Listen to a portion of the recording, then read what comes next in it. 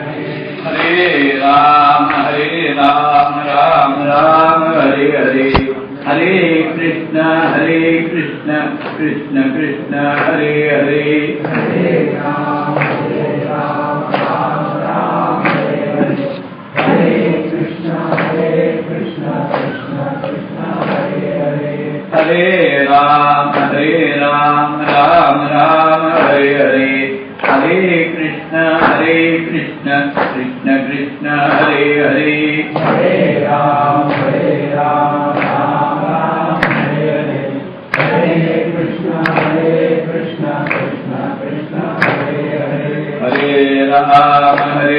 राम राम हरे हरे, हरे कृष्ण कृष्ण कृष्ण हरे हरे, हरे राम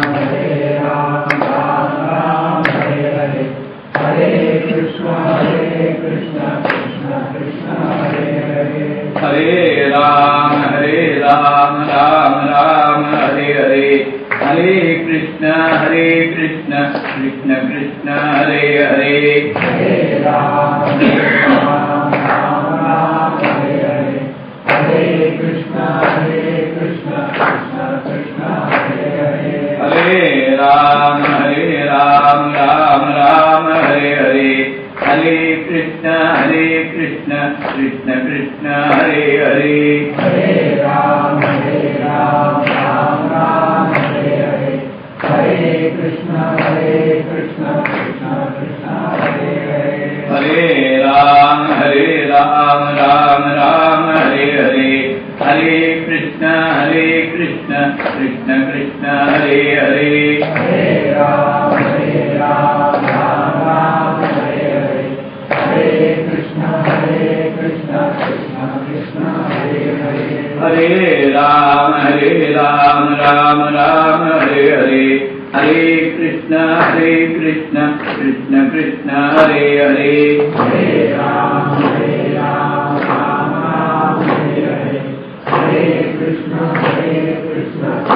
कृष्ण कृष्ण हरे हरे, हरे राम राम हरे हरे, हरे कृष्ण कृष्ण कृष्ण हरे हरे, हरे राम राम हरे हरे, हरे कृष्ण कृष्ण कृष्ण हरे हरे, हरे राम राम हरे हरे, हरे कृष्ण कृष्ण कृष्ण हरे हरे, हरे राम राम हरे हरे, हरे कृष्ण कृष्ण कृष्ण हरे हरे, हरे राम राम हरे हरे, हरे कृष्ण कृष्ण कृष्ण हरे हरे, हरे राम राम हरे हरे, हरे कृष्ण कृष्ण कृष्ण हरे हरे, हरे राम राम हरे हरे, हरे कृष्ण कृष्ण कृष्ण हरे हरे, हरे राम राम हरे हरे, हरे कृष्ण कृष्ण कृष्ण हरे हरे,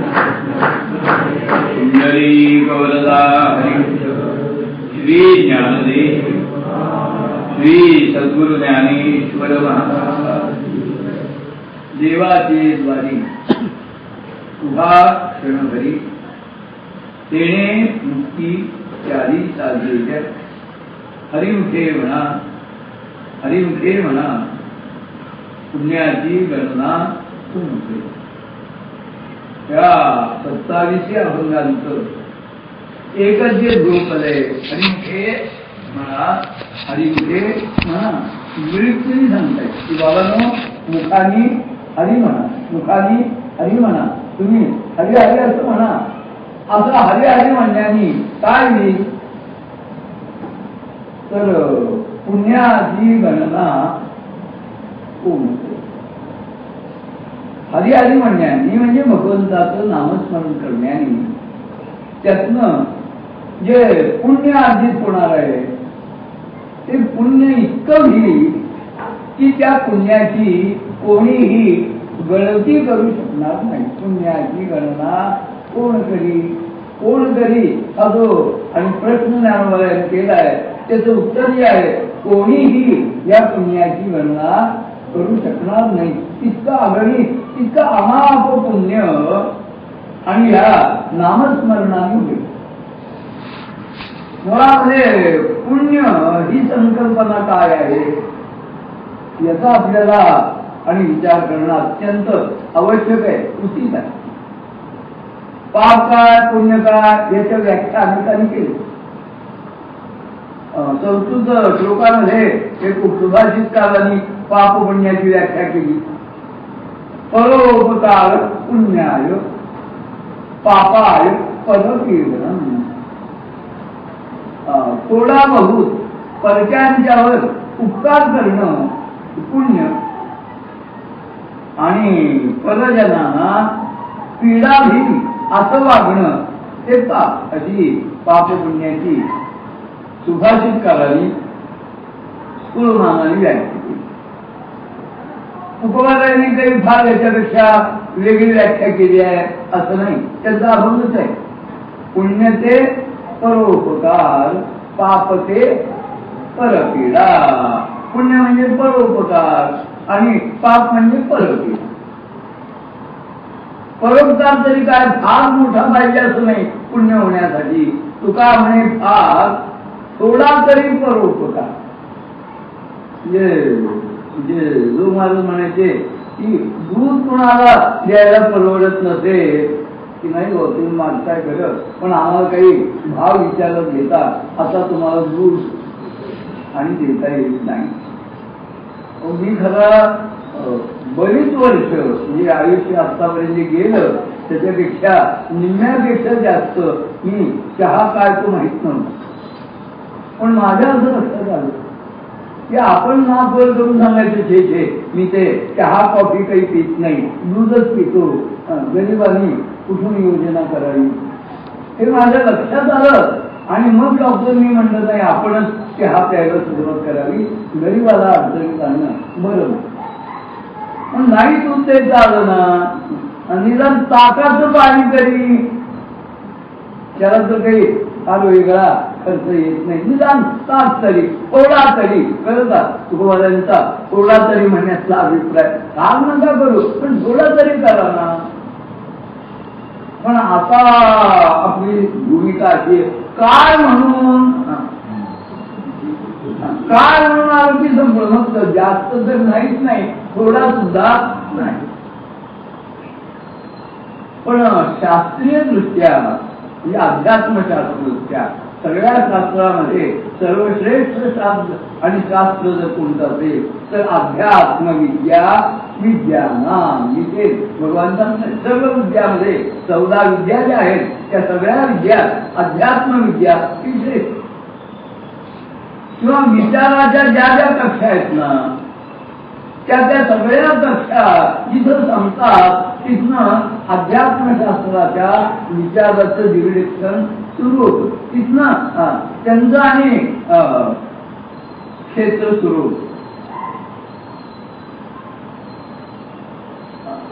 कांदा खावा का नाही एक साधं विचार.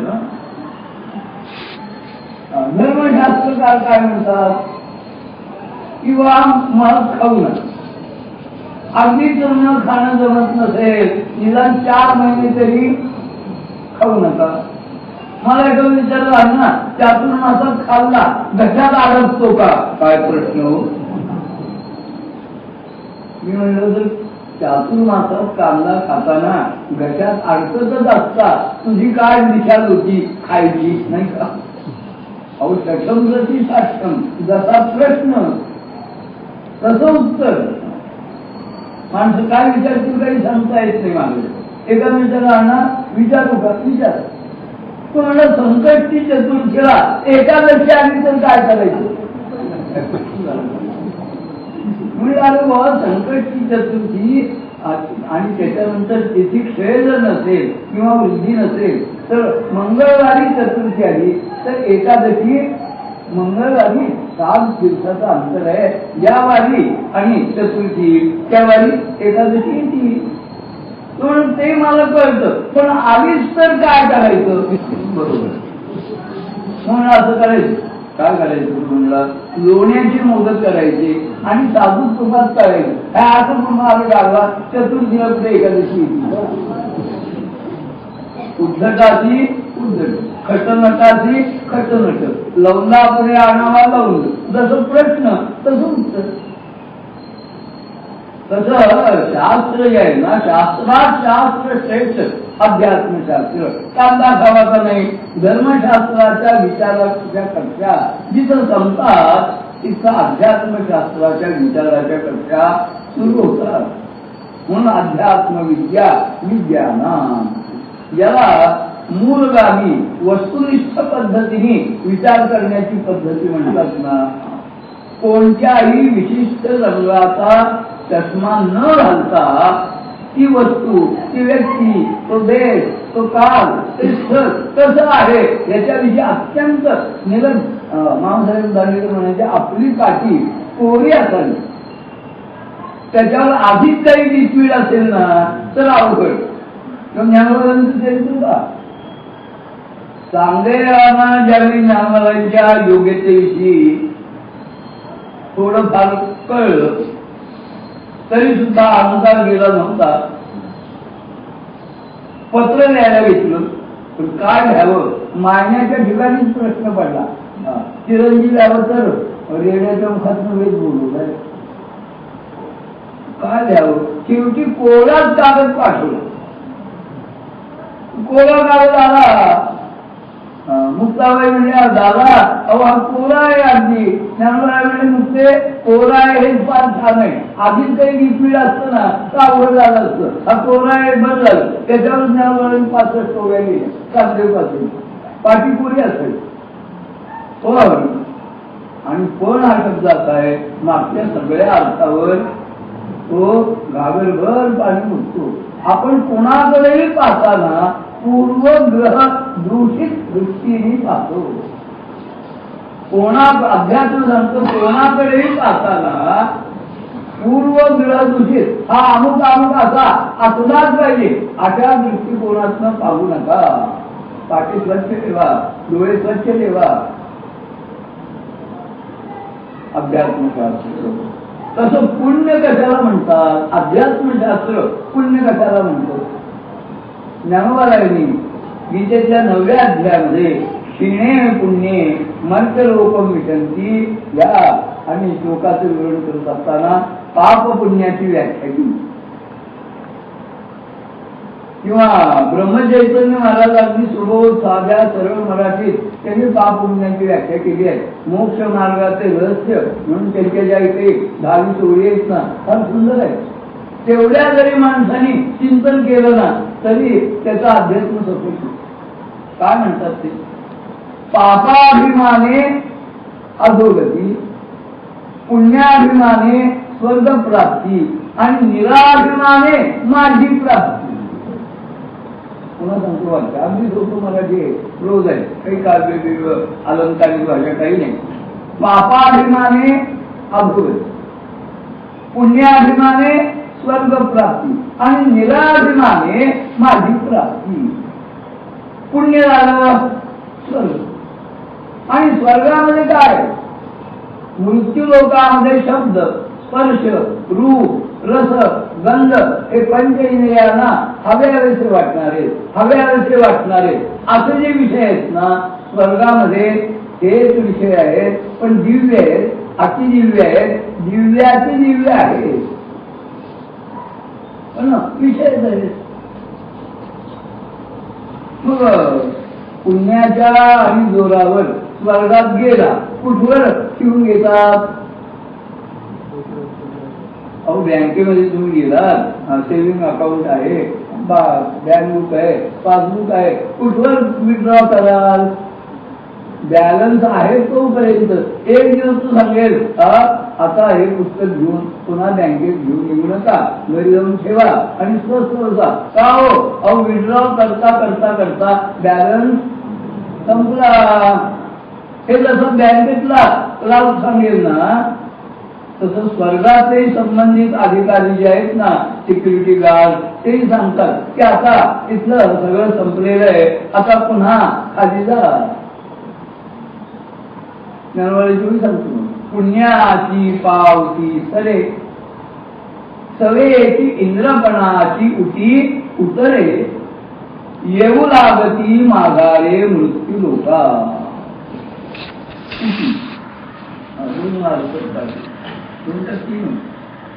एक चैत्र पाडव्यापासून मृग नक्षत्रापर्यंत देवाला दुपारच्या मध्यान्काळी जी चंदनाची पूजा करतात त्याला ही कुटी म्हणतात. कस्तुरी मळवट चंदनाची कुटी प्रेमाळ कंठवयंती कुटी.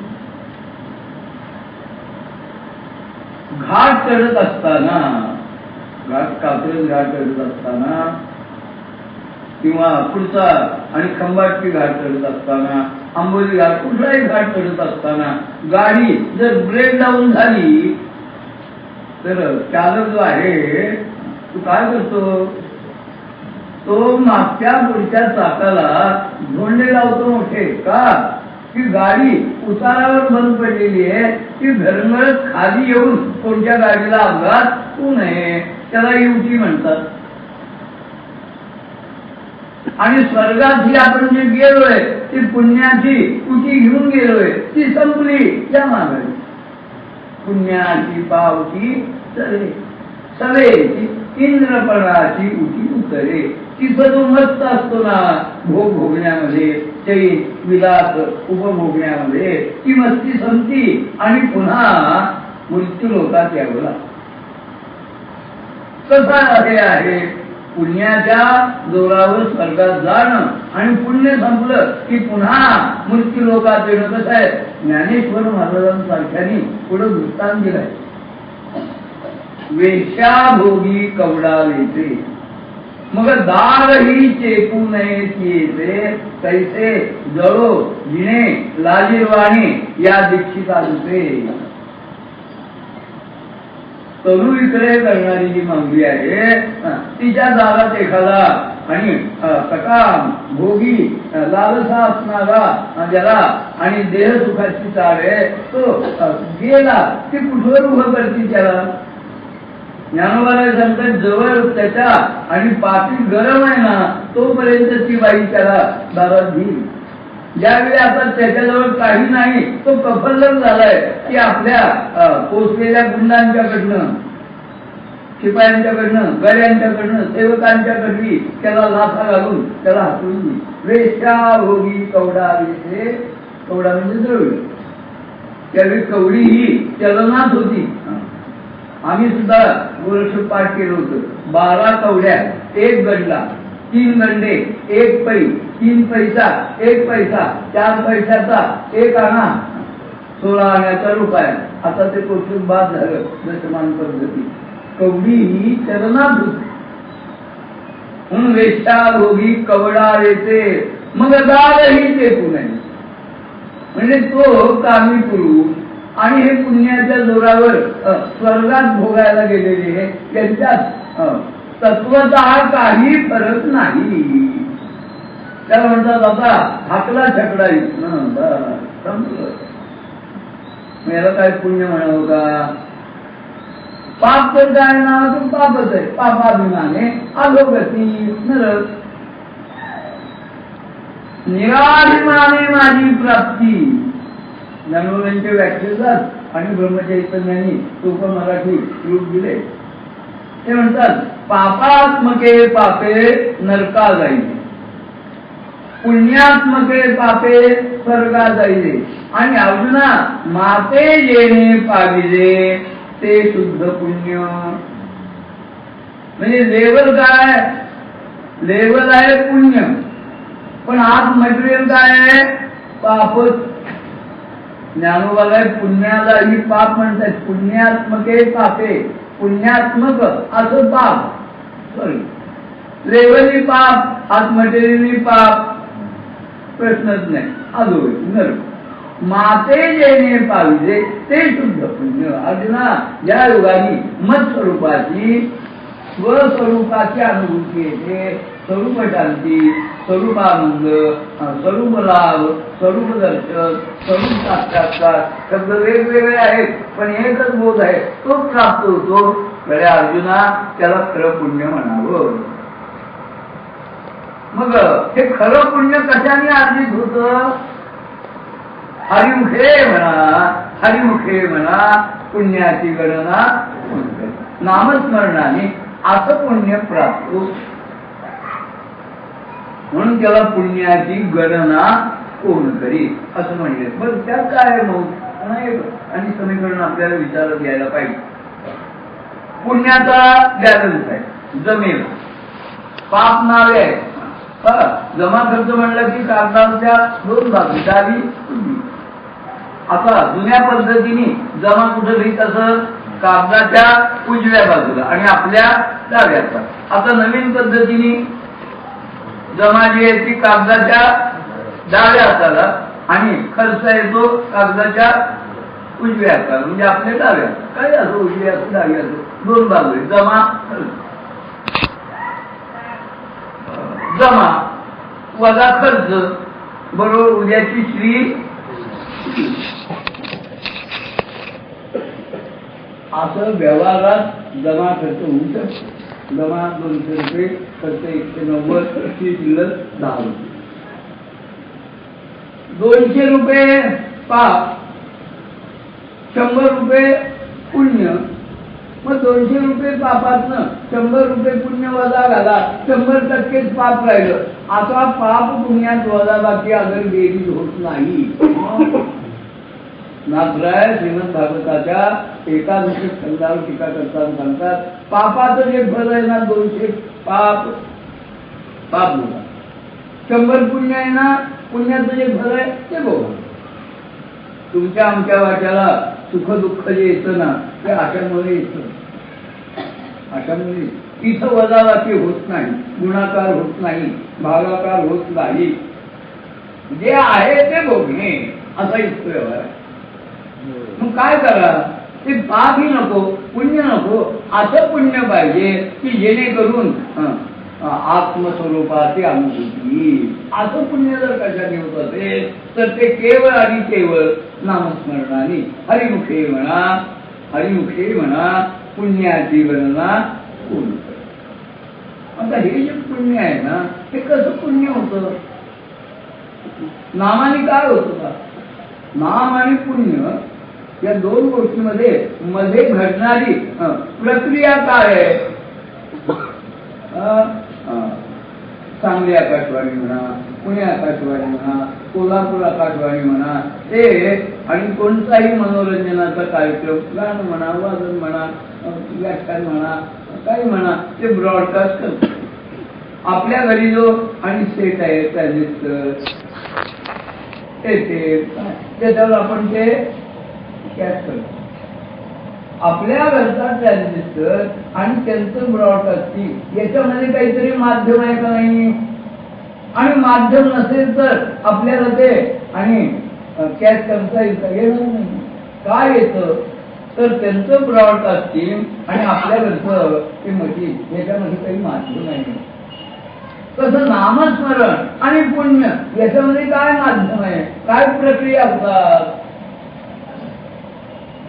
तर पाप केव्हा आणि संभवत इतकंच आपल्याला विचार करायला पाहिजे. पापाची आई कोण आहे आणि पापाचं बाप कोण आहे. बघा तुम्हाला ठाऊक आहे का. पापाची आई आहे वासना आणि पापाचा जनक बाप आहे लोभ. हे दोन पापाचे माय बाप आहे. जोपर्यंत लोभ आहे, जोपर्यंत वासना आहे तोपर्यंत पाप संभवत. का लोभ आहे आणि जोपर्यंत वासना आहे तोपर्यंत पाप का संभवत याचा विचार महत्वाचा नाही. तो विचार अर्धवट आहे. आपल्या ज्या वासना आहेत ना त्यातल्या फार थोड्या सद्वासना असतात आणि जास्तीत जास्त मोर दॅन 50% दुर्वासना असतात.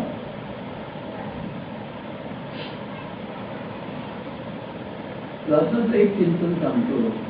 पोलीस मॉरॅलिटी याला मॉरॅलिटी म्हणण्याचं कारण नाही. पोलीस असो अगर नसो मी गुन्हा करणार नाही, मी काही अवैध कृत्य करणार नाही, मी काही अनैतिक वागणार नाही असा विचार असणं ही शुद्ध खरी नैतिकता. त्याच्या भीतीने न करणं ही नैतिकता नाही. पण पोलीस महाराजांचा काही उपयोग नाही. कोणी बघू न बघ.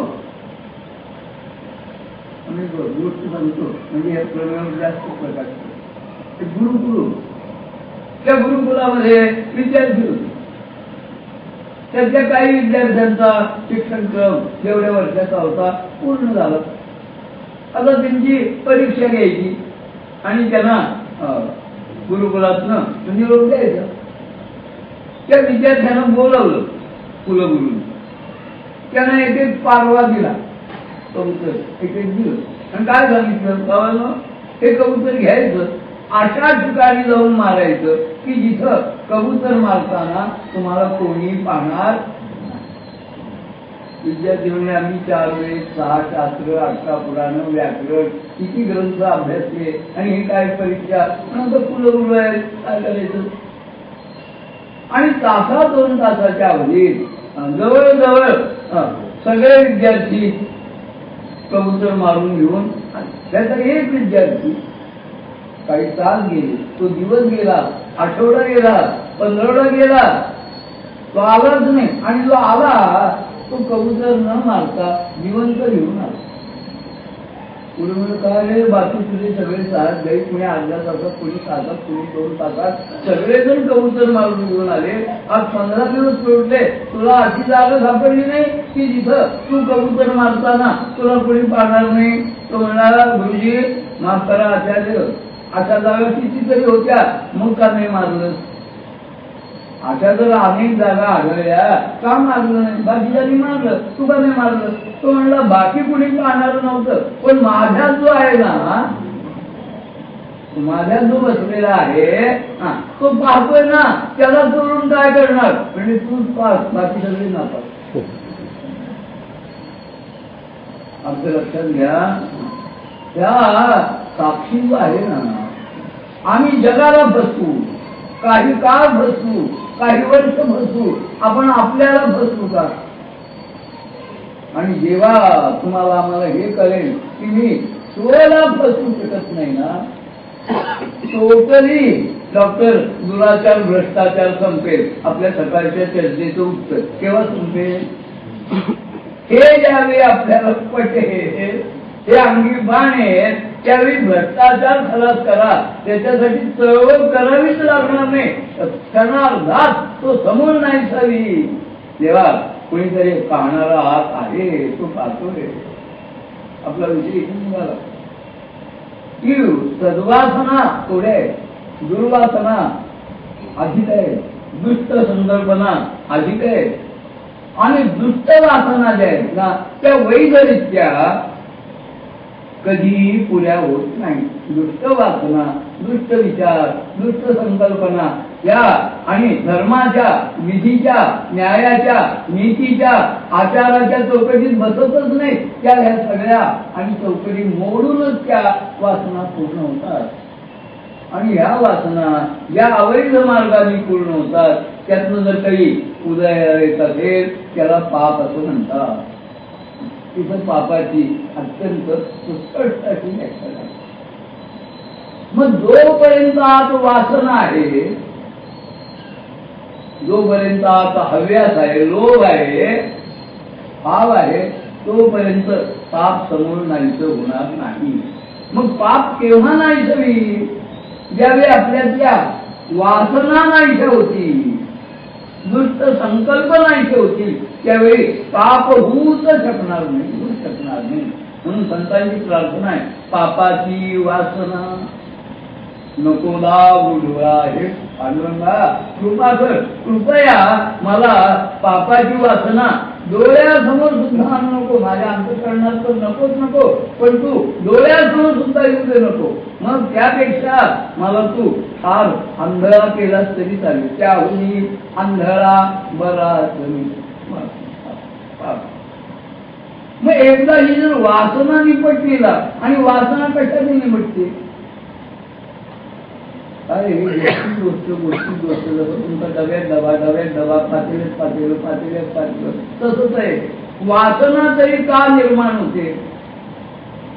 देहबुद्धी जोपर्यंत आहे तोपर्यंत वासना निर्माण होण्याची शक्यता आहे.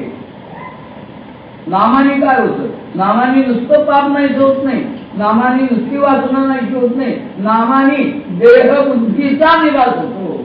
आणि मुळात देहबुद्धीचाच निराश झाला, वासना कुठं उरली आणि पाप कुठं उरलं.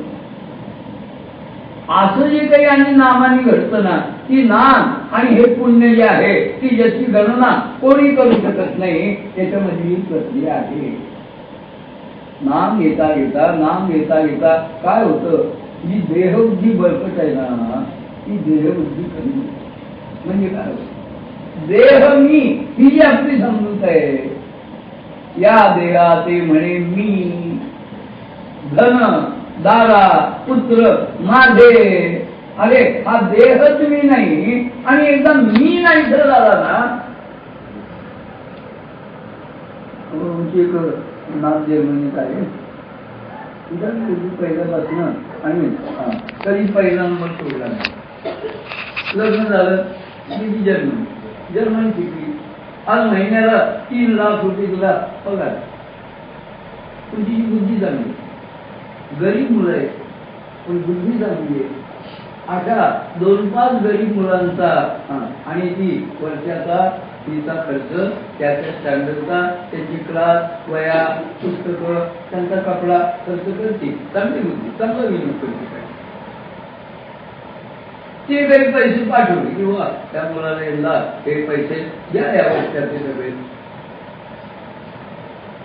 त्यावेळी दिव्याची 2 दिवसांनी वाद निर्माण झाला. 2 दिवसांनी जरी द्यायचेत ना, आज दिव्या, आज नको का, आज मी नाही,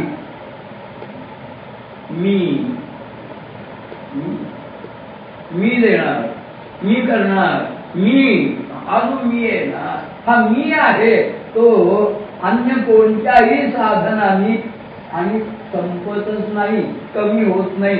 मी नाही सावायला एकमेव साधन आहे नाम. आणि ते सुद्धा नाम हरिमुखे म्हणा. कसं घ्यायचंय? नाम घेताना आपली भूमिका काय पाहिजे? आपल्याला हरिपाठाचा जेवढा विचार व्हायचा आहे त्याची मध्यवर्ती कल्पना नाम आहे. हरिमुखे म्हणा हा प्रतिपाद्य विषय. नाम कसं घ्यायचं? पहिली गोष्ट, नाम मोजायचं काही कारण नाही. पहिली गोष्ट लक्षात ठेवा.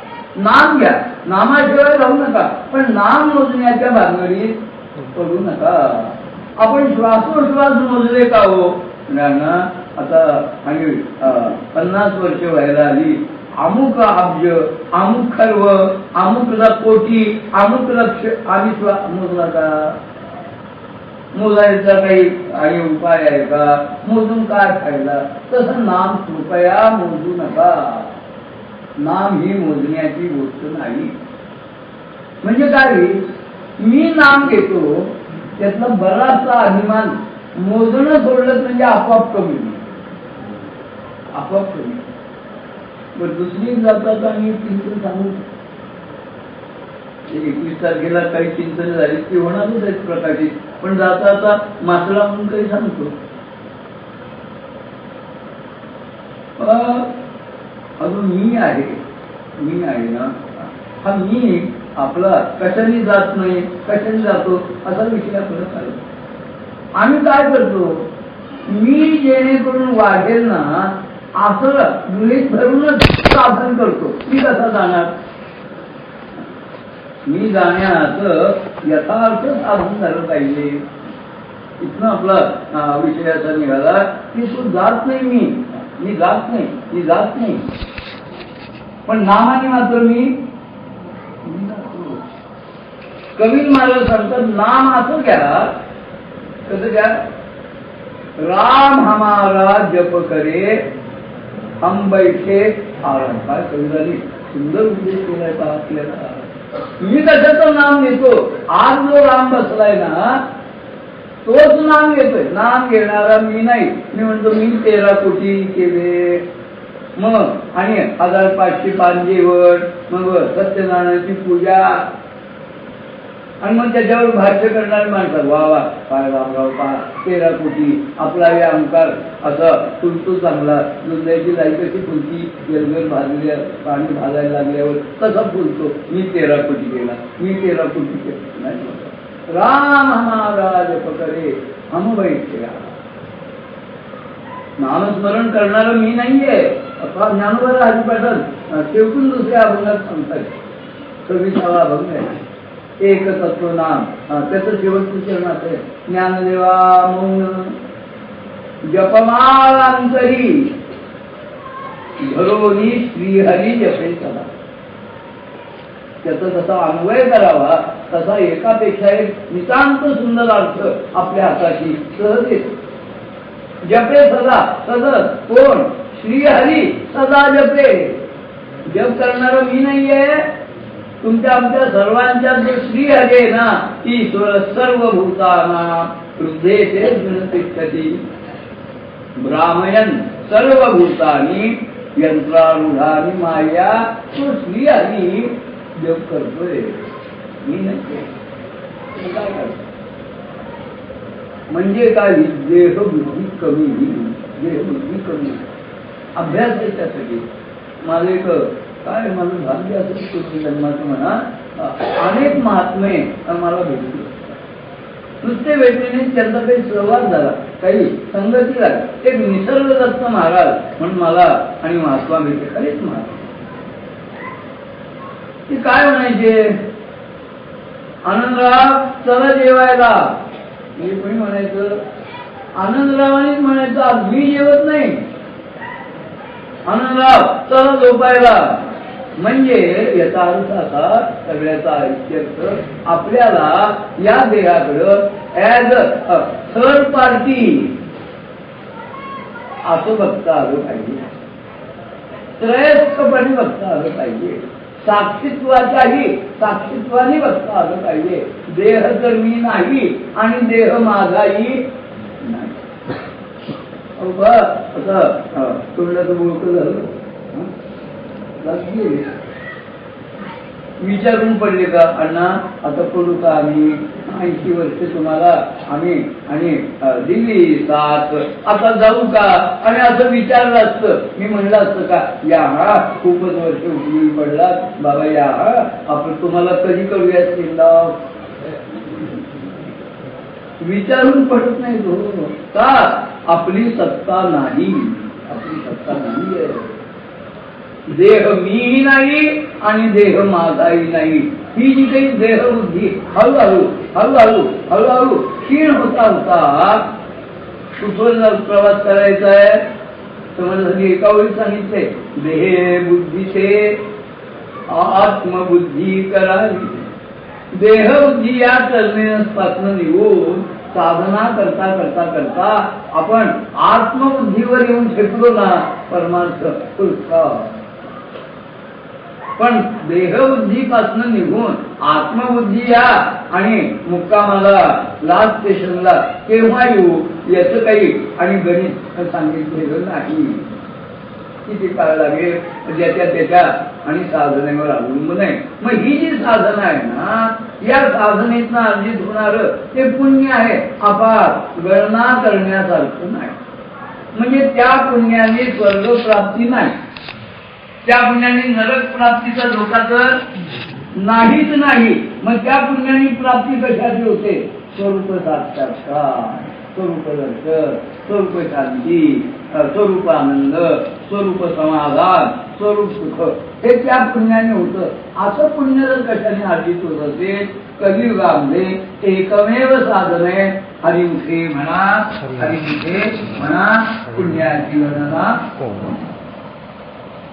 ज्ञानवाल्यांसारखे महात्मे सांगताय हरिमुखे म्हणा ज्ञानवाल्यांच्यावर आमचा विश्वास आहे आम्ही हरी हरी म्हणू पण त्यासाठी आम्हाला संसाराकडे पाठ करावी लागते का ज्ञानवाल्यांचं नाही तुम्हाला तसं काही करायचं कारण नाही असोनी संसारी संसारातच राहा पण जिव्हेनी मात्र काय करा वेग करा कशाचा हरी हरी म्हणण्याचा वेद शास्त्र भारी बाह्या सदा तिसरं चरण आतोनी संसार. आपण संसारात असण्याला संतांचा, पुराणांचा, शास्त्रांचा, स्मृती ग्रंथांचा, वेद ग्रंथांचा यत्किंचित विरोध नाही. ते सगळा इत्यर्थ ज्ञानोबरायांनी घागर मी सागर म्हणतात ना, तसं आतोनी संसारी या दोन शब्दामध्ये ज्ञानोबाने इतका सगळा अर्थ आणलाय की संसारातच असा संसार टाकून जाण्याचा भयपणा करू नका. अवग्रस्त आले माझ्याकडं काय नाही सगळं टाकणार. खूप प्रयत्न केला होतो बाबा टाकून काय नको आहे तिथं राहणार ज्ञानोबा सांगा असं त्याने म्हणलं सगळं खोटं झूट फिटल्या एक भगवंत बघा आधी आम्ही गोष्ट करी.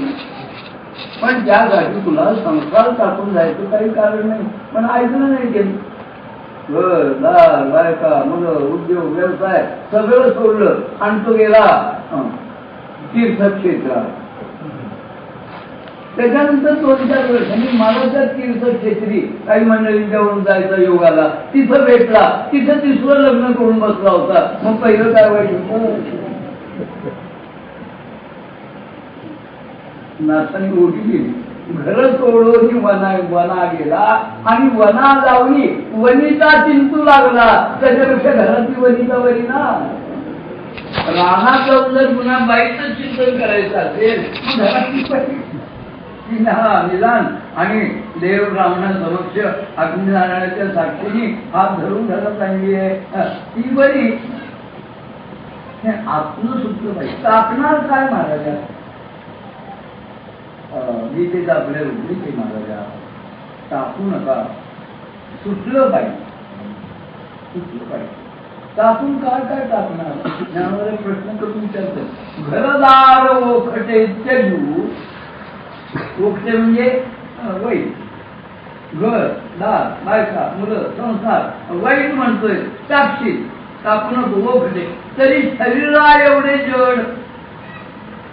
शरीराचं काय करते. संसार शब्दाचा अर्थ लक्षात घ्या. संसारती किती संसार अशी शब्दाची अध्यात्मशास्त्रदृष्ट्या संसार शब्दाची उत्पत्ती आहे. घर दार कुप उक्त मुक्त जाप कपाट बँक बॅलन्स आवडजंग एवढा संसाराचा मर्यादित अर्थ नाही. संसार काय जो क्षणाक्षणाला सरकतो क्षणाक्षणाला बदलतो त्याला संसार असं म्हणतो. सगळ्या गोष्टीमध्ये सिनियरिटीला डॉक्टर महत्व आहे. म्हणजे नोकरीच आहे असं नाही. सगळ्यामध्ये यात्रा करण्यात सुद्धा सिनियरिटीला महत्व आहे. आम्ही सगळा भारतवर्ष पाहुणा सगळा त्यावेळी माझं वय होतं 16 वर्षाचं 43 साल. 22 ते 1 वर्ष बुडवलं. पण ज्यांची संगत लाभली अशा पूर्णा महाराज गुरुमा बंगस्वामी महाराज रंगनाथ स्वामी शंकर महाराज अशा महात्म्यांच्या बरोबर यात्रा करून आलो. मोठं एक कॉलेज. त्याच्यानंतर पहिली ट्रॅव्हल कंपनी उदयाला आली गुरुनाथ ट्रॅव्हल. त्यांचा खूप आग्रह होता. त्यांच्या आग्रहास्तव पुन्हा आली कंपनी केली. पूर्व मंडळी होती ती एकदा प्रथम आमच्याबरोबर होती. काही नवीन मंडळी होती. आम्ही ज्यावेळी त्रिवेणीला गेलो ना पाणी त्रिवेणी स्नान करताना माणसाचं काही बरं वाईट होऊ नये यासाठी मध्ये आणि साखर दंड घातलेले त्याला धरून बुडी मारावी लागली. असं स्नान करत होतो.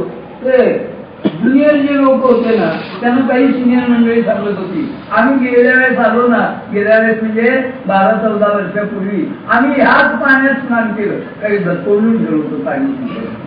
आंघोळ करत असताना किती क्युसेक पाणी पाण्यात काय घालून गेलंय कळलं का. संसार जो सारखा बदलतो किती सारखा. वरची पापणी खालच्या पापणीला लाभण्याला जेवढा वेळ लागतो त्याला निमिष असं म्हणतात. त्या प्रत्येक निमिषाला संसाराचं स्वरूप बदलतंय. संसरती बदलणे सरकणे धावणे आमूलाग्र बदल होणे. अध्यात्मशास्त्रातल्या या कन्सेप्ट जे आहेत ना ते आता मेडिकलनी सिद्ध केल्यात. हा फार मोठा चांगला योग आहे. तुम्ही दोघात म्हणून सांगतो कुठून बरोबर करा. आपल्या शरीरामध्ये तांबड्या पेशी आहेत. रक्तामध्ये तांबड्या पेशी. पहिल्या पेशी मरत असतात, दुसऱ्या पेशी निर्माण होतात. ही क्रिया सतत चालली ना. मग मरणाऱ्या पेशी आणि जन्माला येणाऱ्या पेशी यांच्यातलं संतुलन बिघडलं, आरोग्य बिघडलं. जोपर्यंत हे म्हणा हे संतुलन तोपर्यंत आहे जोपर्यंत यांच्यातलं संतुलन आहे. म्हणजे क्षणाक्षणाला आपण बदलतोय का नाही? बदलतोय. काही काळाने स्थूलमानाने बदल लक्षात येतात. 25व्या वर्षी सफरचंदासारखी जी गाल आहेत ना ते 50व्या वर्षी खोबऱ्याची वाटी ऐसे झाले. बदल आहे ना. पण हा स्थूल बदल आहे. अंतर्मनात होणारा बदल क्षणाक्षणाला आहे आणि स्थूलात बदल आहे तोही सारखा आहे, पण तो एकदम दिसून येत नाही. तो बऱ्याच कालावधीने लक्षात येतो. हे बदल आहे. संसार म्हणजे संसार शब्दाचा अर्थ झाला हा आपल्याला लाभलेला पंचमहाभूतांचा देह. हा संसार हा कुठे टाकणार? आणि हा टाकणं हा अध्यात्मशास्त्राने सर्वात मोठा गुन्हा सांगितलाय की ज्या गुन्ह्याला ज्या पापाला प्रायश्चित्त नाही. बाकीचं काही पाप झालं ना त्याच्या निरसनार्थ प्रायश्चित्त आहे. आत्महत्या केल्यावर कोणाला प्रायश्चित्त देईल?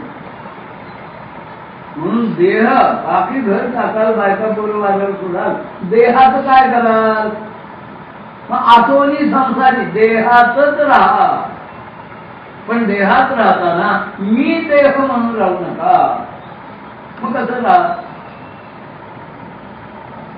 जैसे का भाडियाचे घोडे नाथांनी दाखवलेलं आहे. आता सायकल भाड्याने मिळतात ना, किंवा आता ऑटो वाहन टू व्हीलर आहेत भाड्याने मिळतात. विशेषतः आपल्या महाराष्ट्रात नाही उदयाला आली पद्धत. गोव्यात जा तुम्ही, गोव्यात पर्यटकांना 2 चाकी 4 चाकी गाड्या भाड्याने. नाथ महाराज म्हणतात हा देह तसा आपण काही आणि त्याचा आणि मेहनतानात घेऊन त्याचं भाडं ठरवून आणलेलं आहे. मग भाड्याच्या घरात राहणारा जो आहे ना तो या घराची विशेष काळजी घेतो का हो? त्याला आपल्या ज्या भाड्यात मी राहतोय ते जे पूल आहे ना त्याला ते घर आपल्या मालकीचं वाटतं का? आता काही असे आहेत ना जागा थोडा मालक म्हणले ना 70,000 रुपये मालकच मारायला 2 खुल्या मालकाचं कागद द्यायचे असतील. ते योग्य आहे की मला चर्चा प्रवचनात करायची, पण सध्याची ही नीती आहे. काय कारण काय संबंध भाडे करू आहे? तसं ह्या देहरूपी घरात मी भाडे करू म्हणून राहतोय ही आपली भूमिका असावी. किंवा सकाळी मी सांगितलं पक्षी अंगणाशी आला चारा चरोनिया गेला तैसे असावे संसारी जोरी प्राचीनाची लोरी. असं आपल्याला राहता आलं पाहिजे. आतोनी तो सकाळी दृष्टांत देऊन गेलो होतो कसं संस्थान असावं. ताकाच्या पात्रामध्ये लोणी आहे पण ते ताकापासनं वेगळं आहे ना, ताकातून होतं का? तसं संसारात आपल्याला अलिप्त राहता आलं पाहिजे, साक्षीत्वाने राहता आलं पाहिजे. आणि सोबत करून सांगितलं आतोनी संसारीचा अगदी सोपा साधा सरळ दैनंदिन व्यवहारात येणारा अर्थ उपयोगात येणारा की जे आपल्याला जगता येतंय आपल्याला जे जगायचंय. आपल्याला वाट्याला आलेलं योग्य कर्तव्य बुद्धीने पार त्याला जनावरांनी 2-4 अनेक घरच्या गायी, अनेक घरच्या म्हशी, अनेक घरची दुःखी जनावर जो गुराखी राखोळीनी राखायला घेऊन जातो, सकाळपासून संध्याकाळपर्यंत सांभाळतो, संध्याकाळी ज्याच्या त्याच्या गोठ्यात आणून एवढ्या जनावर सांभाळून सुद्धा त्या दुसऱ्या जनावरांच्या दुधाची त्याला अपेक्षा आहे का? माऊलीची उडी अशी आहे, सांडोनी दुधाची टकळी. टकळी म्हणजे इच्छा, अपेक्षा, आस, लोभ, टकळी. गोवारी गाव धेनुवे किंवा पुरोहित नाविष करे दातेपणे. एखादा दानशूर आहे, दानशूराचा सुद्धा आपल्याला विचार करायला पाहिजे. एक काळ देवासमोरच्या पेटीत फार धन गोळा होत नव्हतं. आता काही देवस्थान माझा घनिष्ठ संबंध आहे, पेट्या आणि उघडायच्या वेळी मोजायच्या वेळी असलो उपस्थित असतो. कल्पनेपेक्षा जास्त रकमा अल्पावधीमध्ये देवापुढच्या पेटीत मिळतात. एक अनुभवाची गोष्ट सांगतो. मध्ये त्यावेळी रिझर्व्ह बँकेने 1000 रुपयाची नोट कॅन्सल केली ना, अमुक दिवसाच्या मुदतीत हिशोबासहित घ्या, पैसे घेऊन जा 100.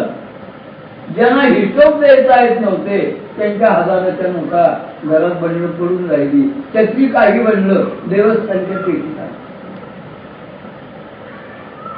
देवस्थानकडे जमा होणारा पैसा हा सध्याचा जो पैसा आपण पेपरकडे वाचतो, सोनं इतकं आलं, रकमा इतक्या आल्या, चांदी इतकी आली, ही न्यायाने जोडलेली संपत्ती नाही, ही नीतीने जोडलेली संपत्ती नाही, ही वैध मार्गाने मिळवलेली संपत्ती नाही.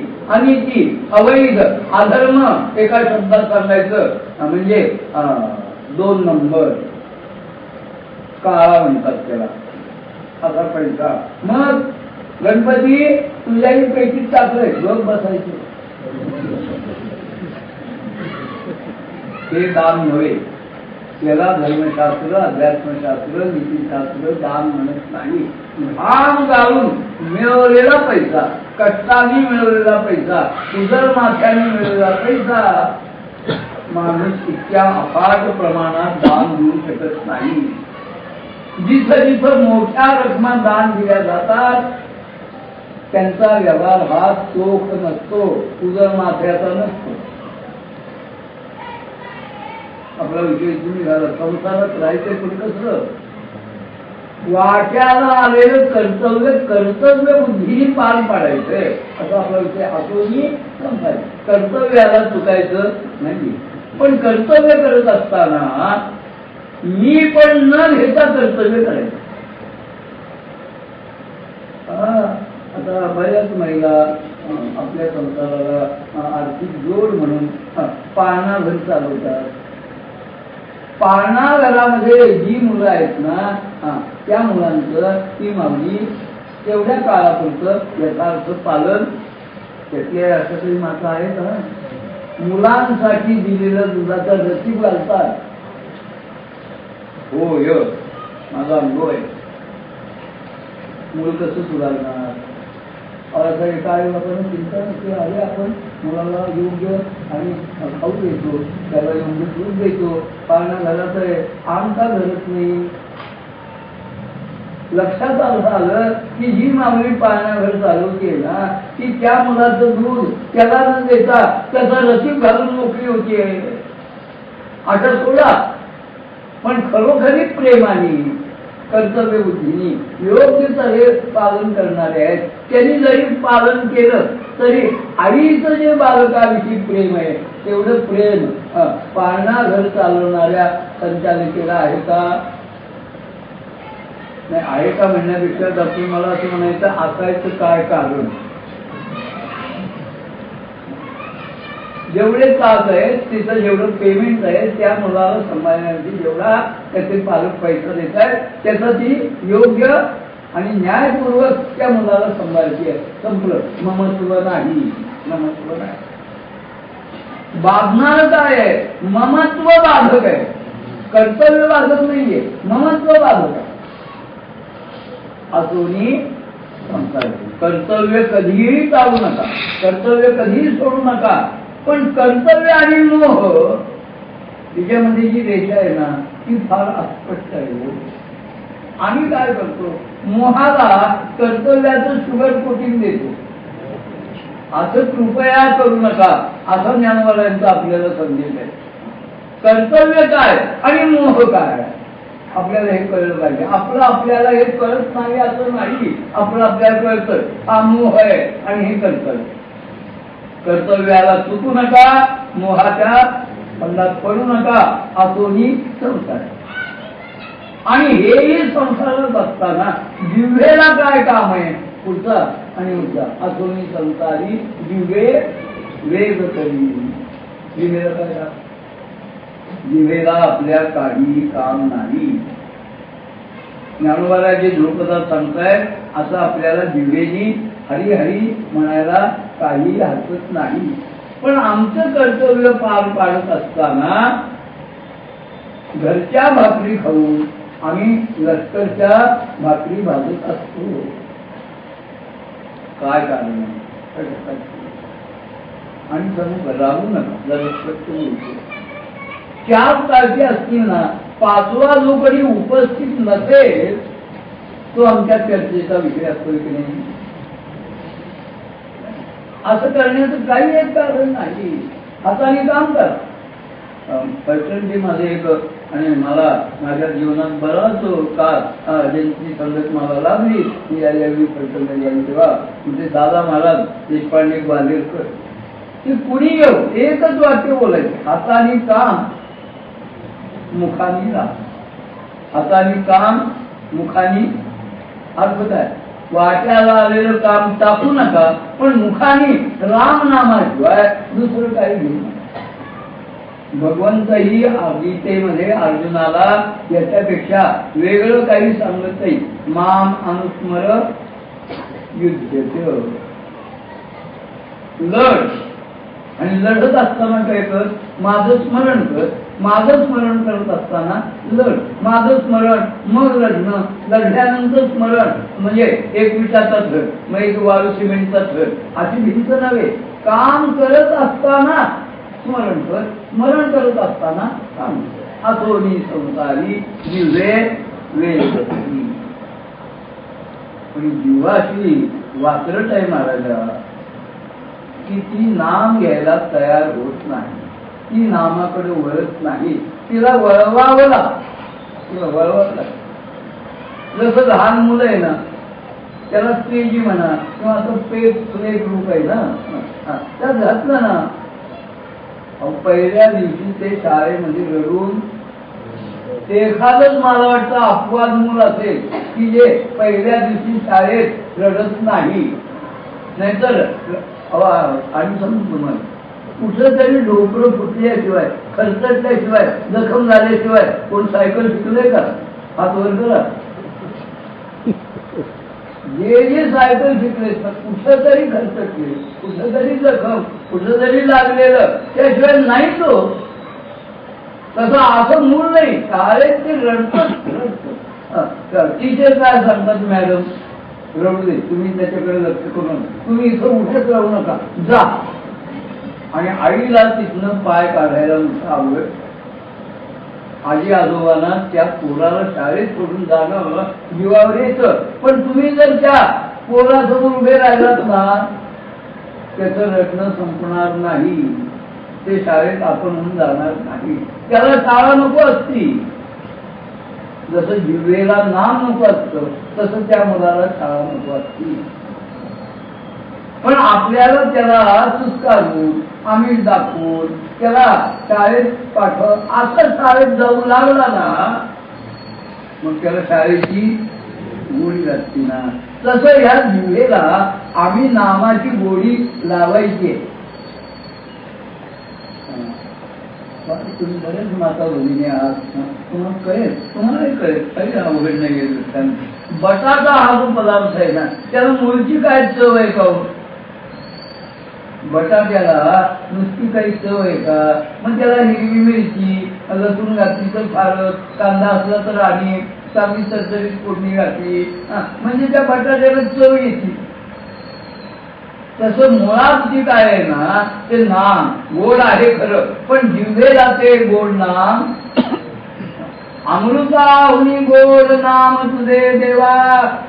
देवा तुझं नाम कसं आहे, अमृतापेक्षा सुद्धा गोड आहे. पण मन माझे केशवा काबा निघे देवाला प्रश्न करते का माझं मन ते नाम घ्यावे का तयार होत नाही.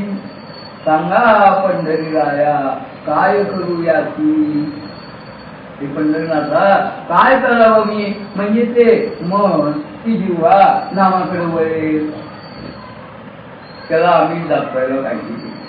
जसं मोठी माणसं सुद्धा तुम्ही आम्ही औषध हे राजी खुशीने घेतो का, आवडीने घेतो का, प्रेमाने नाही, इलाजच नाही, घेतलं पाहिजे म्हणून. आणि मला वाटतं औषध म्हणलं की ते गोड असणं हे जवळजवळ असंभवनीय. आमच्याच लहानपणी आता मला वाटतं ते नाही औषध बाजारामध्ये. त्यावेळी होतं खोकल्यावरचं औषध मुलांसाठी डोंगरे बागा म्हणून. घराच्या एका खोलीची भिंत त्याच्यावर नुसता गोरक्ष डो काढून पूज्य दिलेलं असायचं. मग त्याच्यापेक्षा लहान ग, मग त्याच्यापेक्षा लहान रे, मग पुढं बागा म्हणून काय जायचं होते. काय गोड होतो महाराज, रंगही फार छान होता.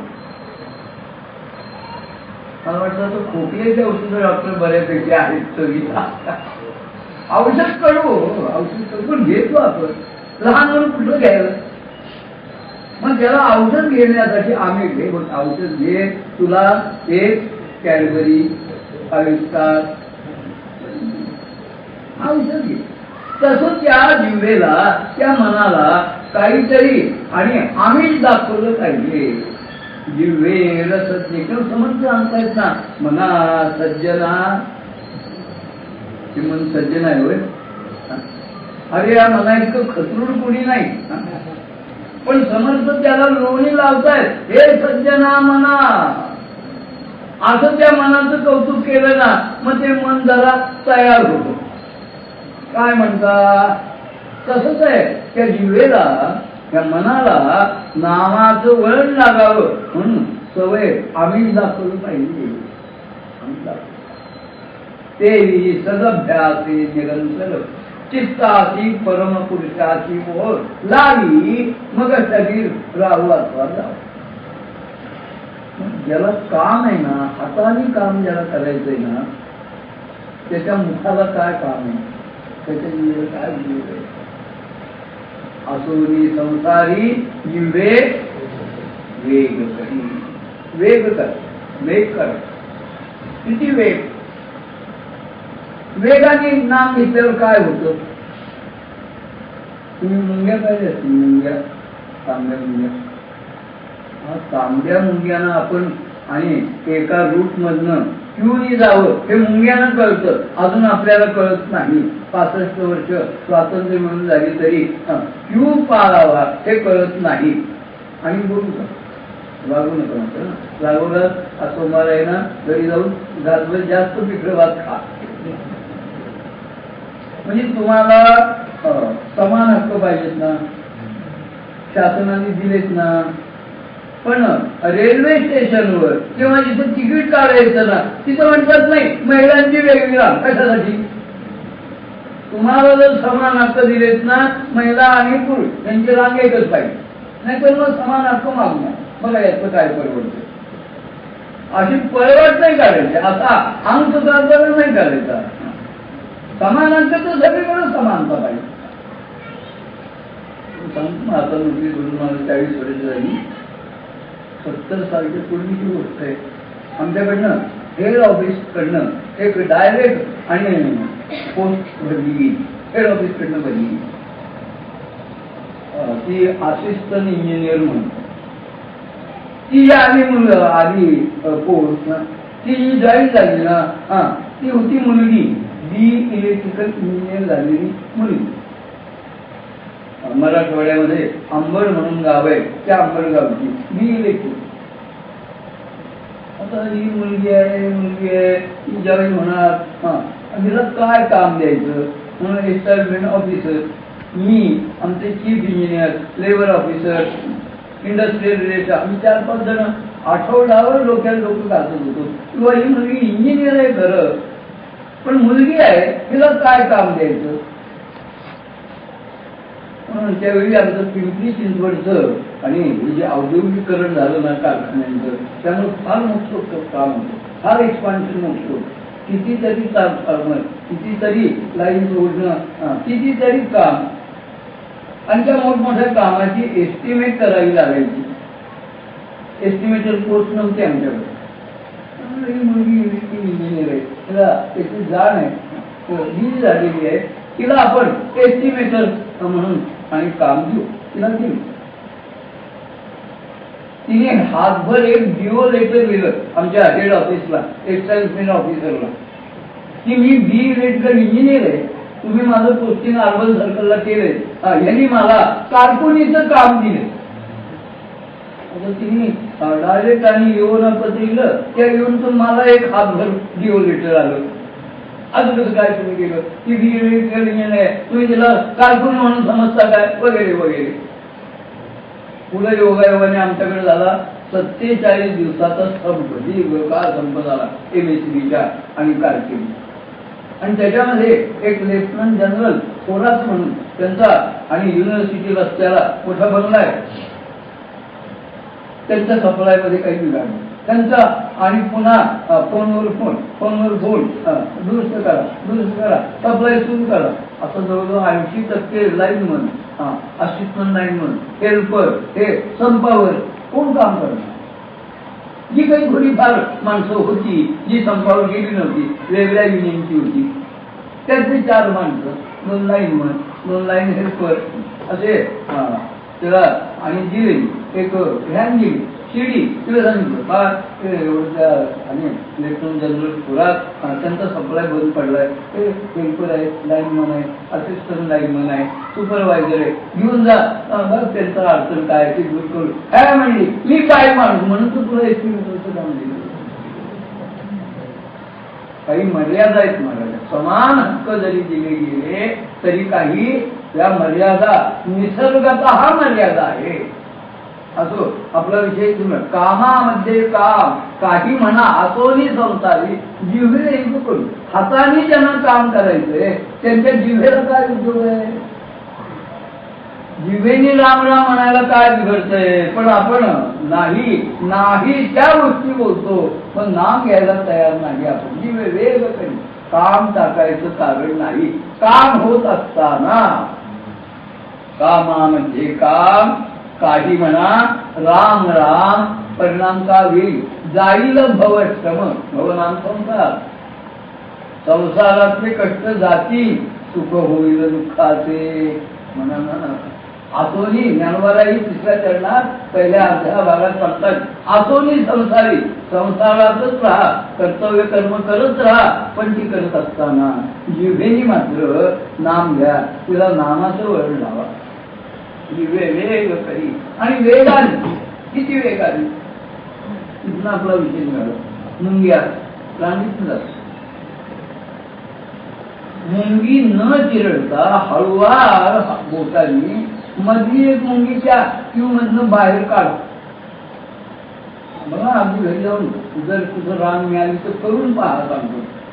न चिरडता मुंगी बाजूला काढ.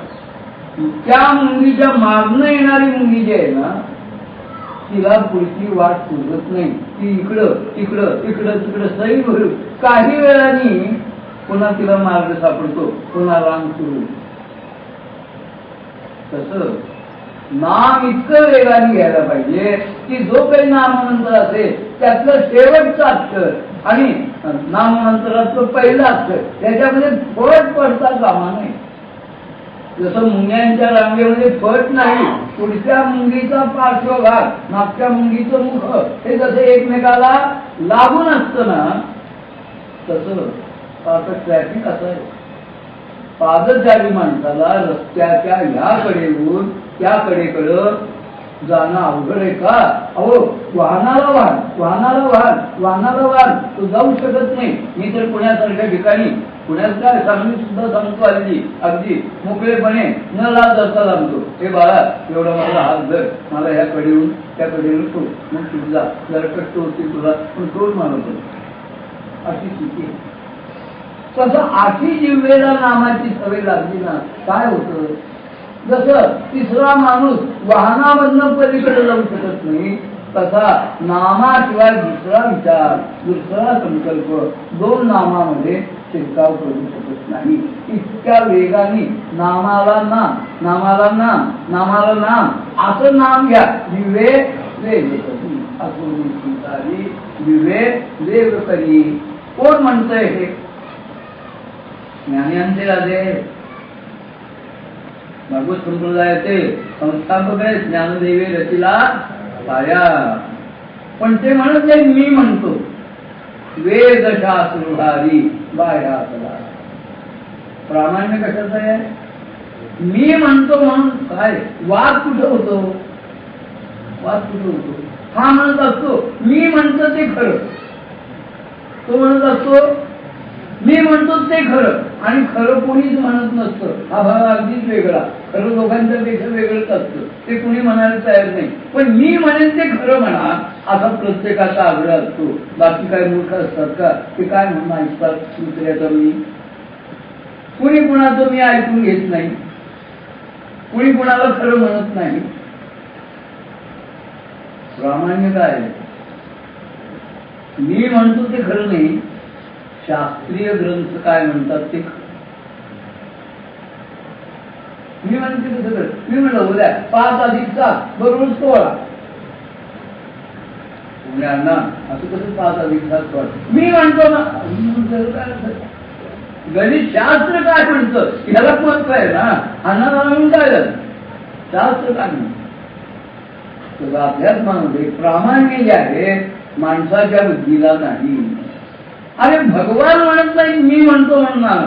तस्मात् शास्त्रम प्रमाणन्ते कार्य व्यवस्थितो ज्ञात्वा शास्त्र विधान नसता. शास्त्र म्हणेल ते सांगावे, ते राज्य हित नका. शास्त्र जे आहे ना, त्या शास्त्राने आपल्या डोळ्यासमोर कोणताही विशिष्ट वर्ण, कोणताही विशिष्ट आश्रम, कोणतेही विशिष्ट जात, कोणता विशिष्ट संप्रदाय, विशिष्ट स्त्री पुरुष, वय, शिक्षण, आडाणीपणा हा पुढे न धरता सर्वांसाठी एकच शास्त्र लिहिलेलं आहे. शास्त्र त्याला म्हणतात की जे सर्वांचा विचार करतो त्याला शास्त्र म्हणतात. आणि शास्त्राचा विचार निरपेक्ष आहे असं शास्त्र जे आहे ना, ते शास्त्र काय म्हणतं? आणि कोणतं शास्त्र? वेद आणि शास्त्र. शास्त्र ही जी अनुसरणारी आहे ती वेद ग्रंथाला अनुसरणारी आहे. स्मृती ग्रंथ आहे, वेद ग्रंथाला अनुसरणारे. पुराण ग्रंथ आहे, वेद शास्त्राला अनुसरणारे. संत महात्मे वेद शास्त्र पुराण यांना अनुसरणारे आहे. भगवान म्हणतात तस्मात् शास्त्रम प्रमाणन्ते. मी म्हणतो म्हणून नाही अर्जुना, शास्त्र काय सांगतंय? कशाला शास्त्र म्हणतात? शास्त्री हिताहितम तत्शास्त्र. मनुष्य मात्राच्या इह परलोकी परम कल्याणाचा हिताचा विचार करणारी रचना म्हणजे शास्त्र. किंवा शास्त्राची दुसऱ्या प्रकारे एक व्याख्या आहे, ईश्वर, जीव, जगत, धर्म आणि तत्व. पुन्हा सांगतो, ईश्वर, जीव, जगत, धर्म आणि तत्व या 5 गोष्टीचा मूलगामी वस्तुनिष्ठ पद्धतीने निरपेक्ष बुद्ध्या विचार करणारी आणि विचार रचना म्हणजे शास्त्र. मग वेदशास्त्र आपले हात वर उभारून अहो आणि मोठ्या कंठाने गर्जना करून सांगतायत हरिमुखे म्हणा, हरिमुखे म्हणा, पुण्याची गणना कोण करी. ही वेदशास्त्र वेदशास्त्रवारी बाया करा. आणि 4थ्या चरणात त्यामुळे सांगतायत असं ज्याने जिभेला वाट्याला आलेलं कर्तव्य कर्म करत असताना जिभेने नामाचा छंद घेतला, त्यांच्या जीवनात काय घडलं? ज्ञानदेव म्हणे व्यासाची व्यासांच्या खुणा आधारभूत घेऊन तुम्हाला सांगतो काय झालं. द्वारकेचा राणा पांडवा होती. द्वारकाधीश प्रभू. पण तो लाभला कुणाच्या घरी? पांडवांच्या घरी. आणि अनेक ठिकाणी जानवर हेच कौतुक आहे. देवकिया उदरी वाढला, यशोदा सायाचे पाळीला, आणि शेती उपयोगा गेला पांडवांचा. देवकी तशीच राहिली, यशोदाही तशीच राहिली, आणि हा पांडवांचा बंदीजन होण्यात आलेला. ती गोपी बाकीच्या गोपींची आहे. अरे याचं काय म्हणून सांगितलं? ऐक ऐक सखये बाई, ते सगळे बाई तुला सांगते, ऐक ऐक ऐक सखये बाई, नवल मी सांगू काही. पांडवांचा बंदीजन होऊया राहिला, असा हा कर्तून अकर्तून अन्यथा कर्तून सर्वतंत्र स्वतंत्र करा. पण पांडवांच्या आधी किती आधी? कामुक का अंगना अपैता तिले, पढविले पाखरू ऐसे न बोले, का क्रीडा मृगाई ऐसा न चले, नवल पिसे लागलाय. अर्जुनाचे देवा, या देवाला अर्जुनादी सगळ्या पांडवांचं तिसरं म्हणजे वेळ लागलंय. का?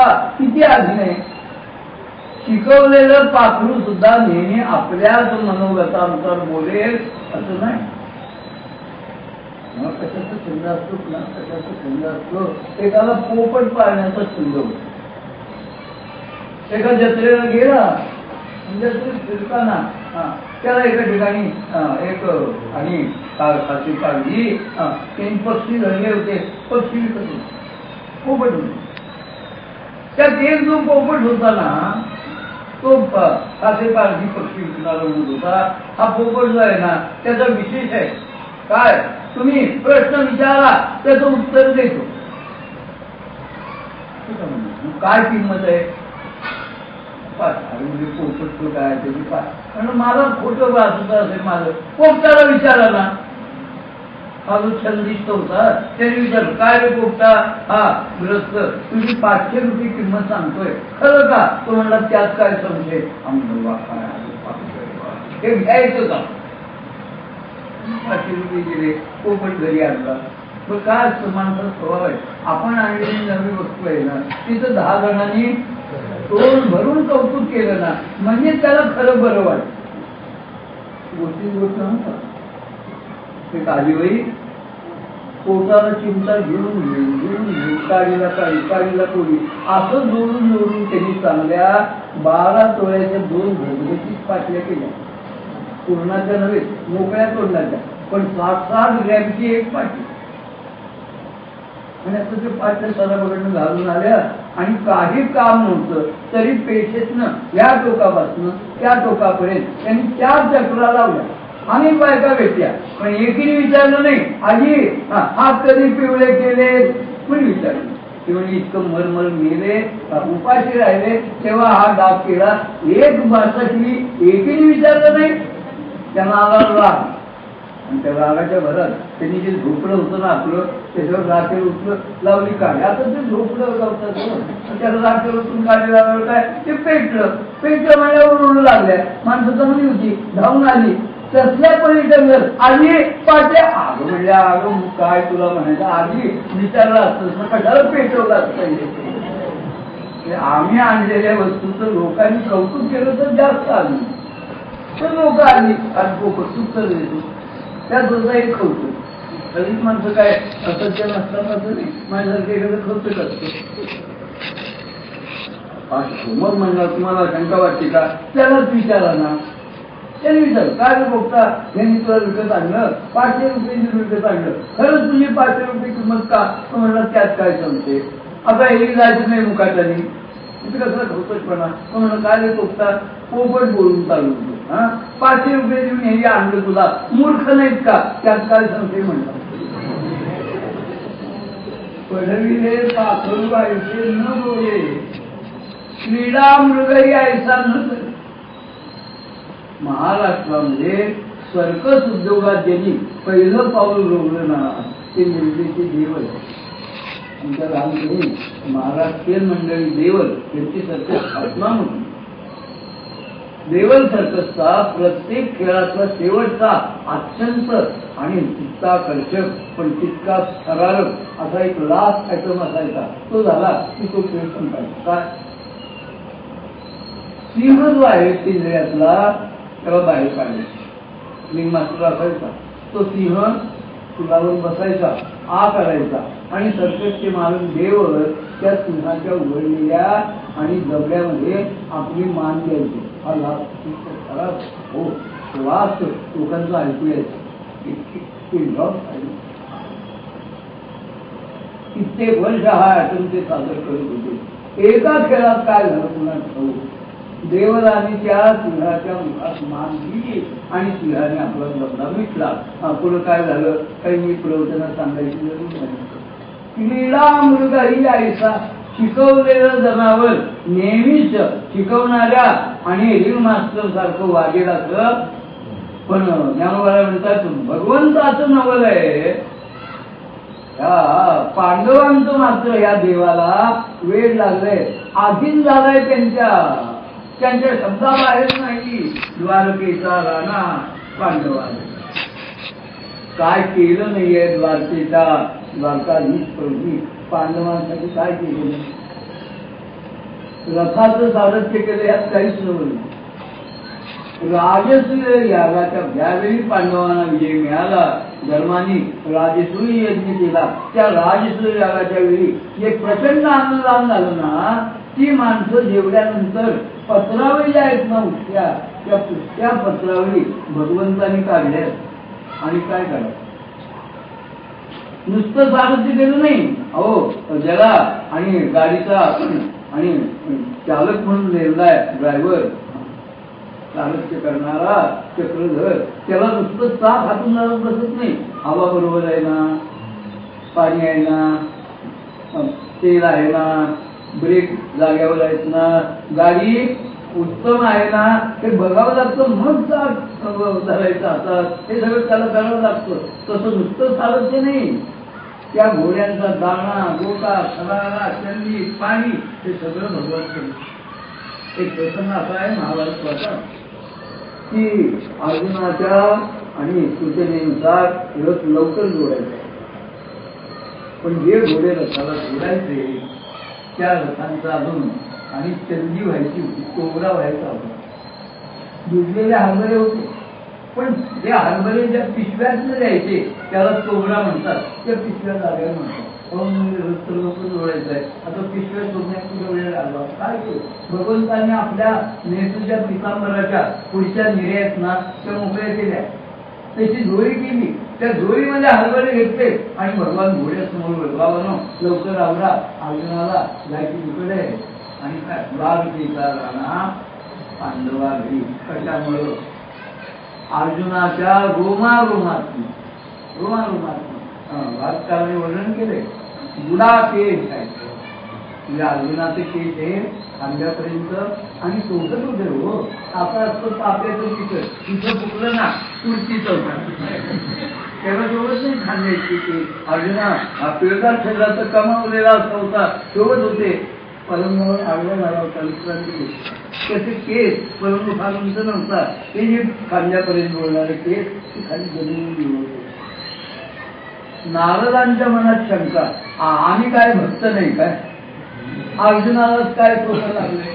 भगवान म्हणजे मी सांगण्याचा अर्थ नाही त्याला कळायला पाहिजे अर्जुन काय. नारद घेऊन आले बसा म्हणून का तो झोपलाय. त्याचे केस खाली भिजलीवर आणि ते लोळतायत. केसाला काढणार नारदी केसाला काढणार नाही अर्जुनाच्या. त्याच्या केसा रोमारोमातून कृष्ण कृष्ण जय कृष्ण कृष्ण कृष्ण कृष्ण जय हे ज्याच्या केसातनं रोमातनं प्रगट होत आहे त्याच्या जिव्हेनी किती नाम तो घेत असावा. अशा नामामुळं तो द्वारकेचा राणा पांडवा घरी देवाची द्वारी उभा क्षणभरी तेने मुक्तीच्या आधी साधलेल्या हरिमुखे म्हणा पुण्याची गणना कोण करी असोनी संसारी विवेक वेग करी वेद शास्त्र भारी माया सदा हरिमुखे म्हणा पुण्याची गणना कोण करी ज्ञानदेव म्हणे व्यासाच्या पुन्हा द्वारकेचा गाणा पांडवाची ती सोड उद्याचा दिवस उदयात घालवता येईल पण आपण शून्य आहात ऐकणारे आहात मर्म काय आहे ते कळलेलं आहे उद्या आणि तुमच्या आवडणारे आपण बघू एक मात्र मला क्षमा करा आरतीला मी सांगत नाही मला आता तिथून निघून आणि आष्टा गाठायचे आधी तो गाडी घेऊन येईल आजच्या दिवस मला तेवढ्या आरतीतनं मोठी विचार पुंडली श्री ज्ञानी श्री सद्गुरू ज्ञानी विठ्ठल विठ्ठल विठ्ठल विठ्ठल पुंडली श्री ज्ञानी श्री सद्गुरू ज्ञानी